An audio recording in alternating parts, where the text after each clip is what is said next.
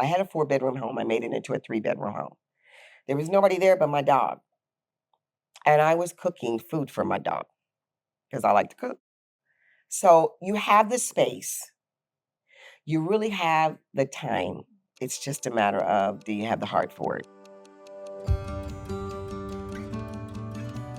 I became a foster parent years ago, and then, of course, I stopped for a little bit. I had 3 boys myself personally, and I became a foster parent because I wanted a girl.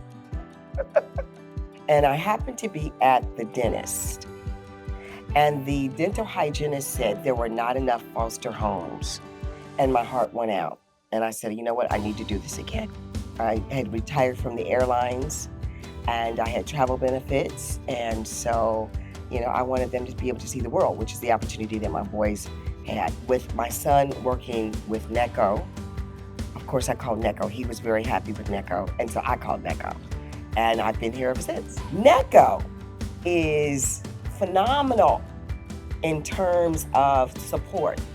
You need to have your support system in place. Teenage girls, we're in the texting era. And so I text, I'm used to texting them, and I'm used to texting Neko. If I need to get something said, Neko's right there.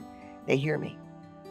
I would tell anyone, don't be afraid of teenage girls or teenagers, period. I have an opportunity to teach them how to, and this is really important to me, how to get ready for life. And that's a big conversation that we have.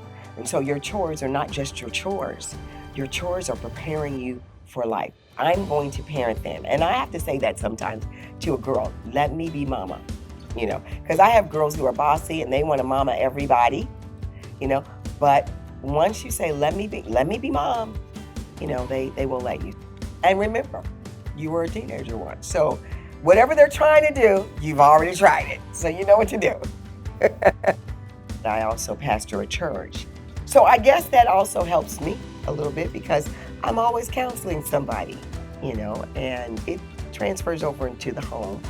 But you know what's interesting is that foster care prepared me for pastoring. When you're pastoring someone that's been through something. And so empathy has to be there. Patience has to be there, right? You have to learn it's not the message, it's how you deliver it, And so they prepared me for that. Right now, I have on my refrigerator, because I have 6 girls, the power of the tongue. Because they can use that tongue and whip you with it. When I don't want to say have disruptions, but we have where we need to have a powwow. My thing is, okay, I'm going to make this big old crab leg boil or crab boil, and we're going to sit the crab boil in the middle of the table, and we're going to crack crab legs, and we're going to talk.